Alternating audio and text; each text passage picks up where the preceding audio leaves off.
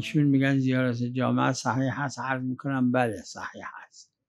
تشکیکی که در بعضی سند شده این منافات نداره.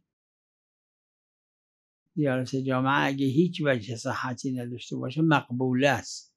یعنی شیعه تلقیش کردن به اینکه زیارتی صادر از معصومه علیه السلام. یه مش از این چند تایی هست زیارت جامعه هست، بعضی چیزای دیگه هست. هیچ دلیل و حجت بر صحتش اگه نباشه که هست، دلیل هست. تو ذهنم بعضی فقها هست این کتاب برای تصحیح سندی زیارت جامعه نوشتن، حالا یادم نیست، سابقا من دیدم. اگرم اون نباشه مثل مقبوله است. مقبوله از نظر، چون طرق اطاعت و معصیت عقلائیه مقبوله معتبره.